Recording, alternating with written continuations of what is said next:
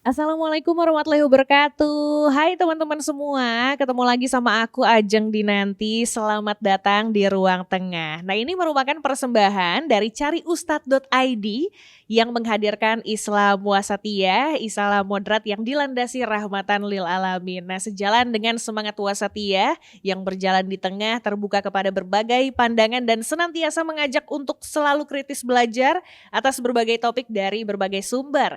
Nah, pada kesempatan kali ini, di episode kali ini, lagi-lagi aku akan ngobrol-ngobrol, akan ngebahas berbagai pertanyaan yang sering masuk di fitur Tanya Ustadz pada platform Cari Ustadz. Nah, ini pertanyaan yang ditanyain tuh macam-macam banget, mulai dari seputar keluarga, seputar bisnis, seputar kesehatan, bahkan sampai ke hukum negara. Nanti akan kita bahas, nggak hanya di perspektif agama aja, bersama Ustadz nih yang nanti bakal aku ajak ngobrol, tapi juga akan dibahas bersama para ahli di bidangnya masing-masing. Nah, kali ini kita berkolaborasi bersama Inspigo, sebuah aplikasi podcast Indonesia untuk upskill diri, di mana kamu bisa menemukan nih podcast inspiratif dari speaker terkurasi seputar karir, seputar skill, wellness, bahkan sampai relationship. Nah, kalau pengen tahu ada apa aja, silahkan follow Instagramnya @inspigo.id dan jangan lupa download aplikasinya untuk mendengarkan podcast inspiratifnya di Google Play atau di Apple App Store. Kita juga berkolaborasi bersama Kelas Penyiar Indonesia, platform dan tempat belajar public speaking untuk kamu yang ingin berkarir di dunia broadcasting seperti radio, TV, dan juga media digital masa kini. Silakan langsung follow Instagramnya di @kelaspenyiar_id. Halo teman-teman yang ada di rumah, yang lagi nonton, yang lagi mendengarkan. Gimana puasanya hari ini? Semoga semua berjalan dengan lancar ya. Jangan lupa, karena kita di bulan Ramadan lagi menjalankan ibadah puasa, tidak hanya menahan hawa nafsu, haus dan juga lapar ya. Harus ditahan juga tuh yang namanya emosinya. Masa puasa marah-marah? Siapa yang suka kayak gitu? Atasan kamu ya? Nanti kita akan bahas seputar ini nih, dimana kita kan sedang menjalankan ibadah puasa, harus banget ditahan yang namanya lapar, aus, terus juga emosi itu perlu ditahan. Karena katanya sih kalau puasa tapi marah-marah bisa batal. Emang iya? Nah, kita akan bahas tentang itu hari ini bersama Pak Ustadz Saipullah dari Cari Ustadz. Assalamualaikum Pak Ustadz. Waalaikumsalam warahmatullahi wabarakatuh. Nanti curhatan saya sih Pak.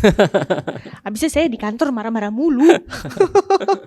Oke, tapi apakah yang namanya marah-marah itu menjadi hal yang normal? Kita akan juga tanya bersama seorang psikolog klinis mitra dari Halodoc, yaitu aplikasi yang memudahkan kita mendapatkan berbagai layanan kesehatan nih, mulai dari chat dokter, toko kesehatan, janji tes COVID-19, dan vaksinasi serta lainnya. Kita langsung akan ngobrol bersama Mbak Rena Masri. Assalamualaikum Mbak Rena. Waalaikumsalam Mbak. Nah ini juga pertanyaan aku, karena aku orangnya agak-agak kalau emosi ya nada tinggi lah. Kalah tuh Raisa sama aku ya. Tapi bener ya Pak Ustadz ya, kita kan sekarang lagi bulan puasa nih, harus ditahan tuh lapernya, harus ditahan hausnya, matanya juga, apalagi kalau lihat Instagram ada idola K-pop kita lewat. Batal gak tuh? Yang pengen aku tanyain adalah marah-marah Pak Ustadz. Marah-marah. Yang namanya emosi kan kadang-kadang susah, ada aja yang bikin kita ke-trigger gitu. Dalam Islam hukumnya seperti apa Pak kalau kita lagi puasa terus marah-marah? Marah-marah ya. Secara substansi sebenarnya kan puasa, benar dari kata Mbak Ajeng, puasa itu menahan diri, mengelola diri, pengendalian diri lah intinya gitu. Jadi ketika kita berpuasa, kemudian kita menahan makan, menahan minum, kemudian menahan dari berhubungan suami istri, itu secara fikih. Jadi kalau seandainya kita makan batal, minum batal gitu ya, dan berhubungan itu jadi batal gitu. Tetapi kalau marah-marah dari secara hukum Islam gitu ya, itu tidak membatalkan. Tidak membatalkan puasa. Artinya ketika orang puasa kemudian marah-marah, secara hukum nggak batal. Gitu. Jadi jangan tiba-tiba kalau seandainya marah-marah batalin puasa, itu kita sehari udah batal 10 kali. Saya pernah lagi Pak merasa udah marah-marah, kesel banget, udah keluar tuh, udah gak bisa kendali diri, udah gak bisa, udah minum aja. Jujur. Gitu. Jadi secara ini secara sebenarnya hukum nggak batal. Nggak batal. Gitu. Tetapi secara substansi gitu ya, puasa itu kan artinya al-imsak, menahan. Jadi kalau seandainya kita puasa tapi marah-marah, apa yang kita tahan gitu? Iya benar. Bener gak gitu? Secara substansi, makanya gini, para ulama itu menyarankan persiapan puasa itu sebenarnya tidak dimulai sehari atau 2 hari sebelum Ramadan. Jadi kebanyakan dari kita itu justru kebanyakan ya persiapan Ramadan itu seminggu sebelum Ramadan biasanya, dan itu persiapannya sebetulnya hanya sekitar persiapan sahur, buat makan apa, lauk pauk. Sebenarnya kalau dari para ulama gitu ya, itu persiapan itu sebenarnya dari bulan Rajab. Jadi bulan Rajab, Sya'ban, Ramadan itu sebenarnya bulan 3 serangkai. Iya. Gitu, bulan 3 serangkai. Jadi mulai bulan Rajab, kemudian Sya'ban itu sudah mulai latihan nahan diri, latihan puasa, termasuk Sya'ban. Maka Rasulullah itu paling banyak berpuasa itu di bulan Sya'ban, gitu, di bulan Ramadan ya, gitu. Karena apa? Karena ingin menghormati kemuliaan bulan Ramadan. Para ulama kenapa sih latihan tuh di sebelum bulan Ramadan gitu? Karena apa? Karena ditakutkan ada su'ul adab. Apa itu, Pak? Su'ul adab itu artinya etika buruk menghadapi bulan Ramadan. Jadi gara-gara kita nggak pernah puasa nih, tahu-tahu begitu dapat hari pertama bulan Ramadan, kita kayak ada rasa perasaan dalam hati, aduh lapar lagi, haus lagi gitu kan, aduh gak enak. Ini lagi kayaknya gitu. sering terjadi nih, gitu. sering banget terjadi. Ulama untuk mengantisipasi itu sebelum bulan Ramadan tuh harus udah latihan. Supaya nanti nggak su'ul adab. Iya. Gitu. Jadi etikanya, attitude-nya tuh sama bulan Ramadan benar-benar dijaga gitu. Itu kalau mau ngelihat dari itu. Bahkan ada beberapa juga yang punya toko tutup. Benar-benar latihan nyambut bulan Ramadan gitu. Gitu. Maka bulan Ramadan ini bukan bulan nanem, bulan manen. Kebalik ya. Nah, kalau kita kan bulan nanem. Oh, bulan nahan Ramadan dulu gitu. Tahan gitu. dulu deh. Sebenarnya gitu. dari segi persiapan kita biasanya dalam tanda kutip udah mulai keliru gitu. Kemudian yang kedua, ketika marah-marah itu sebetulnya kita harus menyadari dulu nih, apa sih yang membuat kita marah, kenalin diri. Kemudian makanya dalam hadis Nabi itu ada orang datang kepada Nabi Muhammad SAW. Ya Rasulullah, kasih aku nasihat dong, wasiat gitu. Yang kalau aku kerjakan itu aku bisa masuk surga. Yang kalau aku kerjakan itu nanti bisa hindarin aku dari masuk neraka gitu. Yang kalau tapi jangan banyak-banyak ya Rasul gitu. Nah, kata Nabi, la taghdab, jangan marah gitu. Terus minta nasihat lagi. Mungkin dia ngerasa kok nasihat gini doang gitu kali ya. Jangan marah-marah, iya, stop. Kok nasihat gini doang gitu kali. Mungkin dia pengen nasihat yang lebih wah gitu kali ya. Iya. Gitu. Ya Rasul, aus ini, kasih aku nasihat ya Rasul. La taghdab. Nabi bilang lagi, jangan marah. Gitu. Sampai ketiga kali, la taghdab, jangan marah gitu. Nah, ulama itu mengkaji kan, kenapa Rasulullah SAW itu kan dia bisa melihat karakter manusia, bisa melihat sisi dalam manusia gitu. Karena seorang nabi dia punya fungsi tazkiyah gitu ya, untuk membantu umatnya menyucikan diri gitu. Kenapa marah? Marah itu bisa dipicu dari dalam internal, tapi juga pihak eksternal, setan. Maka kata Nabi, marah itu dari setan. Marah itu dari setan. Maka karena setan itu terbuat dari api, maka ketika kamu marah wudu. Gitu. Itu kan udah mulai how to-nya. Iya. How to-nya. Jadi memang sudah dikasih tahu sama Nabi gitu. Nabi kan memang pedoman kita gitu. Dikasih tahu dong. Karena marah-marah ini bahaya gitu. Sekian banyak potensi kerusakan yang terjadi itu gara-gara syahwat marah. Sekian banyak dong, hubungan rusak, silaturahmi rusak, hubungan sama istri jadi memburuk, sama anak jadi ini kan. Atasan jadi, sama karyawan juga bisa. Iya gitu. Karena memang betul-betul merusak marah itu. Rupanya kalau dikaji memang banyak sekali kerusakan yang terjadi akibat marah. Maka pesan Nabi diulang-ulang cuman itu, la taghdab, jangan marah, la taghdab, jangan marah gitu. Maka ini momentum yang pas di bulan Ramadan kita untuk betul-betul menahan itu. Kita sadari gitu. Dan kan jelek juga kalau lagi ngaca gitu ya. Orang marah itu bener gak sih? Iya Mbak ya. Ekspresinya gitu ngeselin. Kan. Ngeselin. Ditekuk aja. Gitu. Ya intinya ke situ ya. Sadar gitu. Kalau itu tuh dari setan. Kalau itu tuh syahwat diri. Maka benar-benar bulan puasa ini kita manfaatkan betul. Substansi puasa itu memang mengendalikan marah. Nah tapi ketika sedang berpuasa, marah-marah, kan gak batal. Iya. Pahalanya berkurang ya Pak? Disitulah. Karena substansi puasa itu adalah mengendalikan diri. Kalau masalah puasa itu masalah hak prerogatifnya Allah ya. Kita nggak tahu ya. Tetapi memang yang jelas nilai puasanya bisa dikatakan menurun Berkurang. gitu. Oh, nah itu dia teman-teman ya. Jadi kita lagi bulan Ramadan, ditahan yuk. Ditahan segala yang ada dalam diri, termasuk emosi-emosinya. Nah ini aku pengen ke Mbak Rena nih. Tadi katanya jangan marah. Sesimpel itu panutan dari Nabi kita. Jangan marah, jangan marah. Itu kan berarti nahan ya Mbak. Ada perbedaan antara menahan emosi dan mengontrol emosi. Gimana caranya kita bisa melakukan dua hal itu gitu. Menahan kayaknya nggak baik gitu kan, karena takutnya ketumpuk duar Ya. meledak juga. Nah kalau gimana caranya mengontrol emosi nih biar nggak marah-marah? Sebenarnya normal nggak sih marah-marah tuh?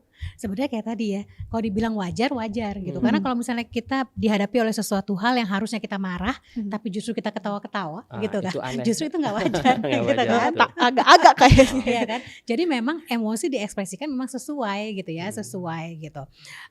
Kalau tadi Pak Ustadz udah bilang juga ya, kenali diri gitu. Nah itu juga benar sekali gitu. Kenali diri itu penting sekali sih.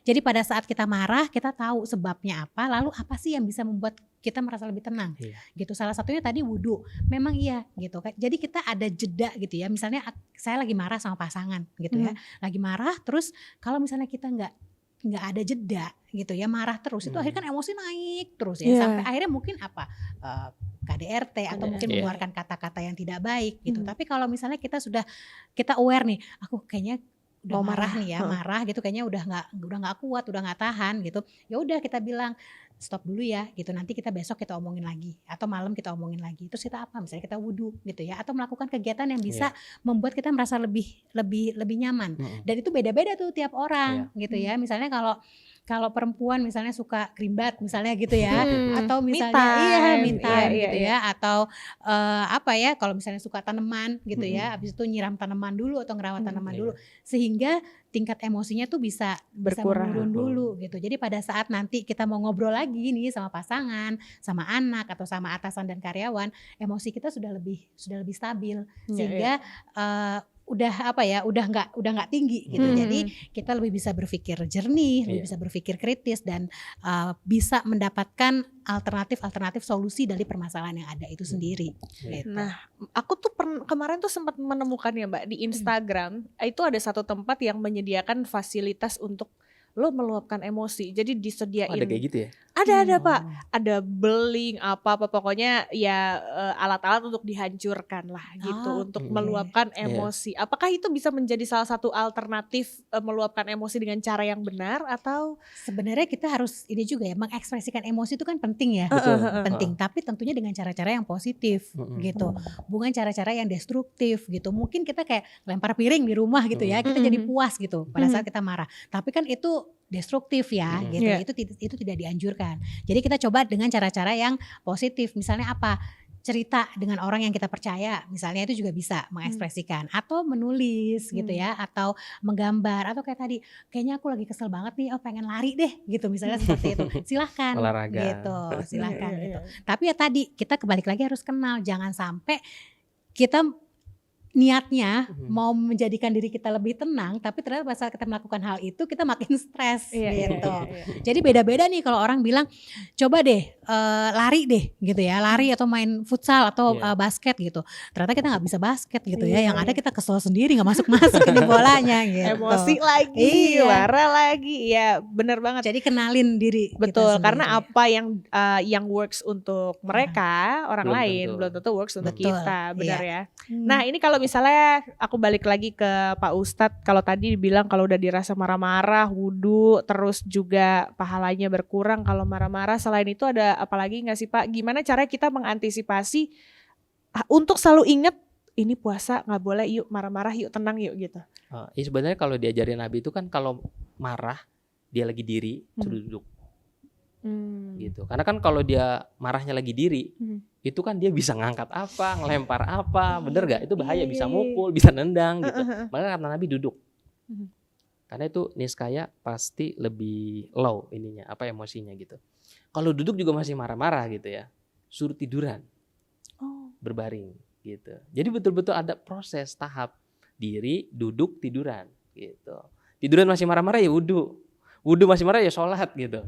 Iya. Gitu. Jadi emang benar-benar apa yang diajarin Nabi itu sesuai banget tadi sama secara psikologis gitu kan. Harus ada kegiatan yang bikin dia itu shift gitu ya. Gitu. Dan kata Nabi pernah gitu satu ketika ada dua orang gitu ya lagi kata-kataan berantem lah gitu di situ. Kemudian Nabi bilang kalau seandainya nih orang itu dia menyebutkan kalimat ini, pasti marahnya hilang. Tahu nggak doanya itu apa? Apa tuh Pak? A'udzubillahi minasyaitonirrajim. Mau nangis. Berarti emang diganggu ya Pak Emang ya. benar. Ada tuh hantunya. Huntunya kalau kata orang Sunda mah ya. Nah, kalau misalnya itu kan caranya ya. Tadi kalau kita udah marah-marah caranya seperti apa? Tadi dijelasin juga sama Pak Ustadz, dikasih tahu juga sama Mbak Rena secara psikologinya seperti apa. Kalau Mbak Rena ada tips nggak nih? Gimana caranya biar kita tuh nggak gampang marah? Sebenarnya yang paling penting ya self care itu ya. Ya self care kayak misalnya olahraga rutin dan konsisten gitu, karena memang itu bisa memperbaiki mood gitu ya. Jadi sehingga kita bisa lebih mengontrol emosi. Mood aku makan lagi Mbak. Makan enak. Habis lihat saldo emosi lagi. Langsung makan gitu ya.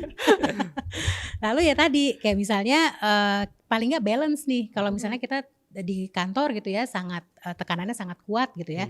Apa nih yang bisa kita lakukan supaya kita selain kita merasa tertekan, merasa kesal, kita juga bisa merasa nyaman, merasa bahagia gitu ya. Apakah kita perlu sosialisasi gitu atau misalnya kita meningkatkan kehusyuan pada saat ibadah gitu. Jadi itu yang harus kita lakukan secara konsisten gitu sehingga kita bisa mengontrol, akhirnya emosi bisa terkontrol gitu, nggak fluktuatif gitu ya.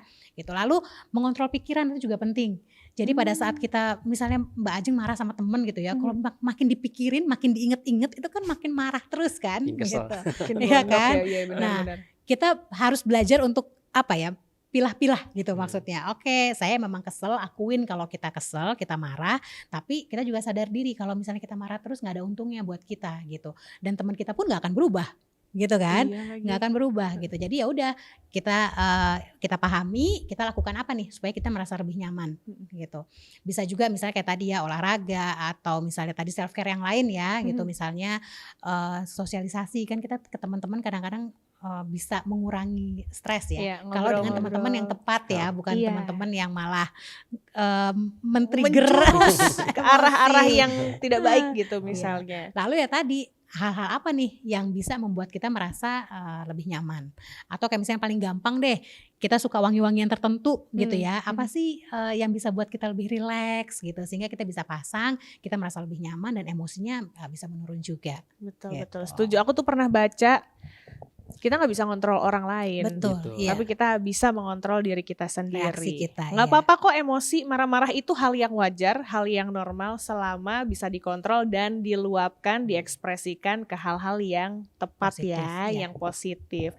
Terima kasih Pak Ustadz Saiful atas obrolan hari ini. Mbak Rena juga terima kasih banyak. Mbak Ajeng. Aku sebagai orang yang lumayan temperamen kayak dikasih hal-hal yang adem dan seger gitu. Semoga teman-teman yang lagi mendengarkan, yang lagi nonton juga mendapatkan manfaat dari obrolan kita di hari ini ya. Ingat, kontrol diri sendiri. Karena kalau misalnya kamu berusaha ngontrol orang lain, makin pikiran, makin stres, kurang-kurangin tuh ya insecure-nya, perbanyak bersyukur. Kalau gitu sampai ketemu di episode selanjutnya. Semoga puasanya lancar untuk Pak Ustadz juga Mbak Rena. Sampai ketemu lagi di episode selanjutnya. Ajeng Dinanti pamit. Wassalamualaikum warahmatullahi wabarakatuh. Waalaikumsalam warahmatullahi wabarakatuh.